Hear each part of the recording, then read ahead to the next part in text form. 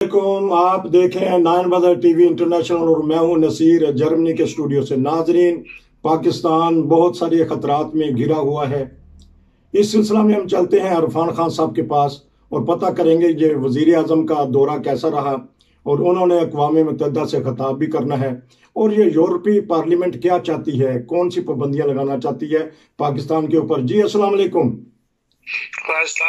हाँ जी सर, बताइएगा। देखें, जो दौरा इमरान खान साहब ने किया है वो कॉन्फ्रेंस की सालाना होती है।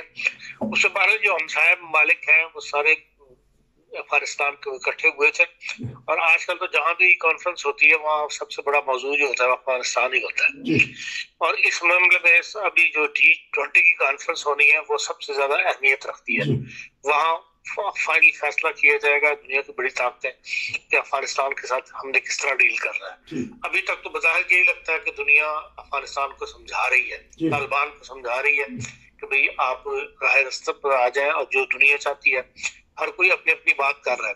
लेकिन तालिबान जो है आपको पता है वो अपने जिद के पक्के हैं और वो अपनी बात करते हैं।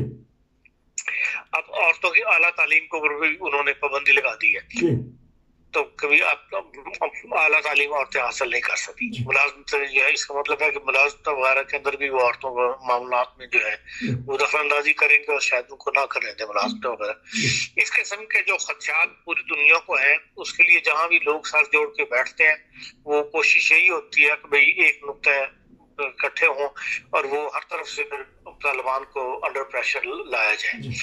एक तो अब ये है कि भाई G20 कॉन्फ्रेंस है, फिर उसके बाद यूनाइटेड नेशन के अंदर जो अक़वाम मुत्तहिदा का इजलास है जिससे वज़ीर आज़म साहब भी जा रहे हैं, तो वो भी खिताब करेंगे। वो वहाँ पर खिताब जो होते हैं वो तो सारे एक रूटीन के खिताब होते हैं जो लिखे पढ़े जाते हैं, जिनके अंदर कोई ऐसी फैसला जात वाली कुव्वत तो नहीं होती। लेकिन अक़वाम मुत्तहिदा के जब यूनाइटेड नेशंस के अंदर जो करारदादें पास की जाती हैं या जो फैसले किए जाते हैं, ये सरबराहान ममलिकत तो खिताब करके वापस आ जाते हैं। जो उनके सरकार वफद गए हुए होते हैं वो बाहर से दुनिया के मामला जो है उनको डिस्कस करते हैं। एक तो जो नया मसला खड़ा हुआ है इधर अफगानिस्तान, इनका ऑस्ट्रेलिया और फ्रांस का, और जो नया इत्तेहाद बन रहा है चीन के खिलाफ, जिसमें भारत और ऑस्ट्रेलिया, जापान, ये बहल मामला जो है ये भी डिस्कशन में आएंगे। लेकिन मेन चीज जिससे हमें गरज होनी चाहिए वो तो अफगानिस्तान का मसला है, जिसके अंदर बाहर यूनाइटेड नेशन कोई ना कोई इस वक्त फैसला करेगी। जो यूरोपीय यूनियन ने फैसला किया है वो बाहर डायरेक्ट पाकिस्तान उससे मुतासर होगा। और एक 57 जो है पेजेस की या 57 आइटम्स की उन्होंने करारदाद पास की है जो यूरोपीय यूनियन ने, और जिसमें सारी की सारी जो है वो अफगानिस्तान के हवाले से है कि अफगानिस्तान के साथ क्या पॉलिसी इख्तियार की जाए या अफगानिस्तान को अंदर वो क्या चाहते हैं कि भाई किस तरह अफगानिस्तान के अंदर तालिबान हुकूमत करें। तालिबान से बहुत सारे मुतालबात किए, लेकिन जो 47 नंबर है उनकी 47 और 48 वो पाकिस्तान से मुतल्लिक है, जिसके अंदर उन्होंने क्लियर कट कहा है कि अफगानिस्तान के अंदर जो तालिबान को कामयाबी मिली है वो दरअसल उसके पीछे पाकिस्तान का हाथ है और पाकिस्तान ने उनको महफूज ठिकाने दिए हुए थे, जबकि यूरोपीय यूनियन भी और दुनिया भी कहती रही कि भाई आप इनके ठिकाने खत्म करें, इनको यहाँ से निकालें। लेकिन इन्होंने दुनिया को धोखा दिया है। ये उनके अल्फाज है, मैं नहीं कह रहा कि भाई उस करारदाद के अंदर कहा कि इन्होंने पाकिस्तान में जो है दुनिया के साथ डबल पॉलिसी रखी है और इनके तालिबान के महफूज ठिकाने ये मौजूद थे और अफगानिस्तान पे दोबारा कब्जे के अंदर पाकिस्तान ने उनकी मदद के लिए, इसलिए पाकिस्तान को जो सहूलतें दी गई हैं G+ है, जो स्टेटस दिया हुआ है वो वापस लिया जाए। तो ये बहरहाल एक पाकिस्तान की इक़्तिसादियात को धचका लगने वाली बात है। ऐसे में जबकि डॉलर जो है वो तेजी से चढ़ रहा है, रुपया नीचे गिर रहा है, और अगर ये G+ वाला मसला भी बन गया तो फिर पाकिस्तान के अंदर जो है पाकिस्तान की अशिया और भी महंगी हो जाएंगी और जो इम्पोर्टर है वो फिर दुनिया में दूसरे मुल्कों की तरफ रुख करेंगे। जो 15% कस्टम ड्यूटी ये 14% लग गई तो उससे पाकिस्तान की प्रोडक्ट महंगी हो जाएंगी। इसलिए बाहर जो हालात हैं वो पाकिस्तान के लिए अच्छे बज़ाहिर नजर नहीं आ रहे और پاکستان کی حکومت بھی اب پریشان نظر آتی ہے، اور جو ان کے بیانات ہیں اس سے، وزیروں کے بیانات کو آپ چھوڑیں، لیکن جو اقتصادیات سے متعلق لوگ وہاں انوالو ہیں ان کے بیانات، اور جو ISPR جو بات کرتی ہے اس سے بظاہر یہ لگتا ہے کہ یہ اب پاکستان کے لیے پریشانیاں جو ہیں کھڑی ہو رہی ہیں، جس کا ان کو ادراک ہو رہا ہے۔ تو جی FATF کے میں جو خواب دیکھ رہے تھے کہ نکل جائیں گے گرے لسٹ سے، تو اس کا مطلب اور خطرہ بڑھ گیا؟ وہ ابھی تک خطرہ قائم ہے، وہ ابھی تک نہیں وہاں سے نکلے ہیں، نہ IMF نے چوتھی قسط دی ہے جی۔ IMF کی قسط جو ہے وہ روک کے بیٹھا ہوا ہے، اور حالت یہ ہے کہ بھئی پیٹرول بھی مہنگا ہو رہا ہے اور بجلی بھی مہنگی ہو رہی ہے، ہر چیز جو ہے وہ مہنگی ہوتی چلی جا رہی ہے، اور اس سے پاکستان کا قرضہ جو ہے وہ بڑھ رہا ہے۔ تو اسلامی ممالک نہیں ساتھ قرضہ دینا ہے اسی کی ویلیو بڑھ جاتی ہے، جو سود کی رقم ہے وہی بڑھ جاتی ہے، تو اس سے حالات اس طرف جا رہے ہیں کہ پاکستان اب جو بھی کوئی نیا IMF یا ورلڈ بینک آپ کے ساتھ کوئی ڈیل کرے گا تو وہ یہ سوچے گا کہ ہاں آپ یہ رقم واپس کر بھی سکیں گے یا نہیں کر سکیں گے۔ تو سعودی عرب یا اسلامی ممالک قطر وغیرہ وہ ساتھ نہیں دیں گے؟ دیکھیں وہ اتنا دیتے ہیں آپ کو کہ آپ کی جسے کہتے ہیں نا آگے روٹی ڈال دینا کہ چلو اس وقت کی بھوک رہے، کوئی ایسی بنیاد ابھی تک ایسی مدد اب کوئی کسی نے ابھی تک ہماری نہیں کی جس سے ہم اپنے پیروں پہ کھڑا ہو جائیں، جس سے ملک جو ہے ملک کی اقتصادیات کو ایک لمبا سہارا مل جائے اور پاکستان جو ہے وہ اسٹرانگ ہونا شروع ہو جائے۔ یہ وقتی مدد کر کے تو وہ گاڑی چلا لینا یہ کوئی مدد نہیں ہوتی، یہ تو ایک وقت جس کہتے ہیں وقت ڈنگ ڈپارٹمنٹ کی گل کہ بھئی چلو یہ وقت گزر جائے ان کا، یہ جو 1 ارب ڈالر دے دیا 2 ارب ڈالر دے دیا اسٹیٹ بینک میں رکھ لو، اس کو اپنا استعمال کر لو، یہ کوئی مدد نہیں۔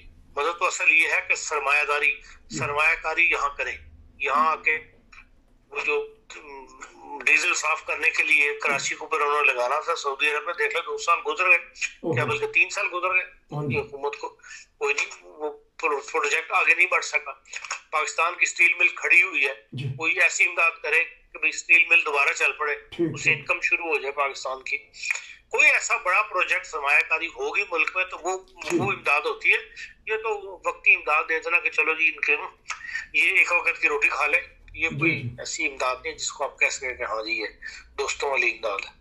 3 سال میں کوئی بڑا پروجیکٹ یہ حکومت نہیں کروا سکی غیر ممالک سے مل کے، تو لیکن ہمارے تو وزیر اور مشیر جو وزارت خزانہ کے وہ تو بدلتے رہتے ہیں، تو پھر آ جا کے وہی گھوم کے اسی جگہ پہ۔ دیکھیں یہ سب ہاتھ پاؤں مارنے والی بات ہوتی ہے نا، ہاتھ پاؤں مارتا ہے کہ بندہ کہ بھائی کبھی ڈوبتے کو تو بندہ بدل کے دیکھ لیتے ہیں، ہاں جی چلے یہ بہتر پالیسی لے آئے گا فلانی، ہر پالیسی اب تک ناکام ہو رہی ہے۔ تو بات یہی ہے کہ بھئی جو مہاتیر محمد نے اپنایا یا اردوغان نے اپنایا کہ بھئی IMF وغیرہ سے جان چھڑاؤ اور خود اپنے اوپر سختی وارد کر کے، اور 4-5 سال کی بات ہے اس کے اندر ملک چل پڑتے ہیں۔ اگر وہ آپ اپنے اب پاکستان کی ایکسپورٹ ہی جو امپورٹ ہے وہ اتنی بڑھ گئی ہے پچھلے 2 مہینے کے دوران کہ بھئی اسی کے بل دیکھ کے تو پاکستان جو سب وہ ہے فارن ایکسچینج وہ کم ہو جائے گا، پھر ایک نئے مسئلے کھڑے ہو جائیں گے۔ تو یہ جو اتحاد بنایا انٹرنیشنل طور پہ اور بات کر لیتے ہیں، یہ جو اتحاد بنے گا چائنا کے خلاف، آسٹریلیا، امریکہ، جاپان اور بھارت، تو یہ کیا اس کا رزلٹ ہوگا؟ دیکھیں ایسے اتحاد ہوتے ہیں ان کی کوئی فوری رزلٹ نہیں نکلا کرتے، یہ ایک لمبی پالیسی لے کے چلتے ہیں۔ ابھی تو یہ بنا ہے اتحاد جی، اور آسٹریلیا اس کا یہ پہلا رزلٹ تو یہ نکلا ہے کہ آسٹریلیا کی جو دوسرے آبدوزیں بنوانی تھی فرانس سے، وہ انہوں نے کینسل کر دیا، آرڈر کینسل کر دیا، جس سے فرانس کو باہر ایک دھکا لگا بڑا سا، فرانس کو اس کے تعلقات خراب ہوئے، اور وہ جو ہے وہ آبدوزیں جو ہے امریکہ سے لے رہا ہے۔ تو اس لیے اس قسم کے معاہدات ہو کے تو آخر ان کو سر جوڑا ہے، تو کسی اور بظاہر یہی نظر آتا ہے کہ انہوں نے چین کے خلاف ہی اتحاد جو ہے جوڑا ہے۔ چین نے جو سمندر میں بعض جاپان اور آسٹریلیا کے قریب قبضہ کیا ہوا ہے بعض جزیروں کے اوپر، ان کو چھڑوانے کے لیے اور چین کی طاقت کو توڑنے کے لیے بہرحال یہ ایک لمبی پالیسی بنے گی، اور اس کے بعد پھر کب جا کے اس پر عمل ہوگا، اس کا رزلٹ کیا سامنے آئے گا، اس میں بہرحال وقت لگے گا، یہ آج کل کی بات تو نہیں ہے۔ خبریں آ رہی ہیں کہ فرانس نے ناراضگی کا اظہار کرتے ہوئے اپنے سفراء بلا لیے ہیں امریکہ سے اور آسٹریلیا سے۔ اسی لیے کبھی اتنا بڑا آرڈر تھا آبدوزوں کا، وہ کینسل ہوا ہے، تو اس کا انہوں نے اپنا ناراضگی کا اظہار کیا۔ تو آج کل بھی بنتا تھا صدر جو بائیڈن بڑا خاموش ہیں، وہ بول نہیں رہے کسی خاص وجہ سے۔ آپ فون کر کے بلوا لیں ان سے، کہیں جی آپ وہ تو عمران خان خاموشی ہمیں پسند نہیں آ رہی تو آپ بولیں کچھ۔ عمران خان کو نہیں، وہ ٹیلی فون کر رہے۔ بہرحال یہ تھا کہ کوئی بعض دفعہ کہتے ہیں کہ خاموشی کوئی نیا رنگ لے کے آتی ہے، تو کہیں ایسا نہیں۔ وہ G20 میں بولیں گے اور یونائیٹڈ نیشن میں بولیں گے، اقوام متحدہ کا سالانہ اجلاس، اس وقت بولیں گے تو بات سامنے آ جائے گی۔ تو یہ کشمیر کی پالیسی کو دوبارہ لیں گے، جس طرح عمران خان صاحب 2-3 سال پہلے اپنے پہلے اجلاس میں بولے تھے خطاب میں، تو کیا یہ اپنا دوبارہ دکھائیں گے کہ کشمیر کی پالیسی پہ آپ شور ڈال سکتے ہیں، حاصل کچھ نہیں کر سکتے؟ کیوں چائنا کے ساتھ مل کے یا ایران کے ساتھ؟ ایران تو بہرحال کیا کر لیں گے، آپ شور ڈال سکتے ہیں نا۔ اچھا چلیں، میں ایک اور تھوڑی سی بات پھر اس کے بعد پروگرام کرتے ہیں۔ ایران اور پاکستان کی آپس میں کیوں نہیں بنتی، حالانکہ دونوں اسلامی ممالک ہیں، اور کیوں آپس میں ان میں اتفاق نہیں ہے؟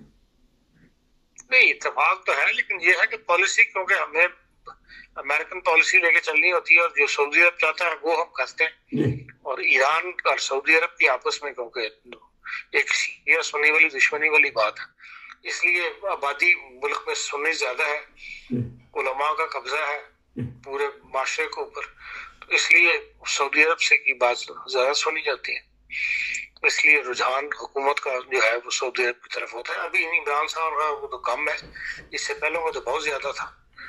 تو اچھا ٹھیک ہے، آخر پہ کہ افغانستان کی حکومت کب تک قائم ہو جائے گی اور دنیا اس کو قبول کر لے گی؟ آخری سوال اس کے بعد۔ نہیں، قائم تو ہو گئی ہے، باقی دنیا یہ چاہتی ہے کہ یہ انتخابات کروائیں اور ایک مل جل کے حکومت بنے، دوسری طاقتوں کو بھی جو ہیں گروپس ان کو بھی شامل کیا جائے۔ اس پہ ابھی طالبان ابھی تک راضی نہیں ہوئے، ابھی وہ خود کہتے ہیں کہ ہاں عبوری حکومت ہے۔ جی ہاں، یہی میرا مطلب ہے کہ اگر عبوری حکومت کو اگر کچھ لینا ہے، دوسروں سے حکومت چلانی ہے، دوسروں سے پیسے لے کے، تو باہر ان کی بات کو ماننا پڑے گا اور الیکشن کروانے پڑیں گے۔ اب یہ کب کرواتے ہیں یہ پتہ لگ جائے گا۔ آپ کا بہت شکریہ کہ آپ نے اپنے قیمتی وقت میں سے دیا۔ یہ تھی آج کی انٹرنیشنل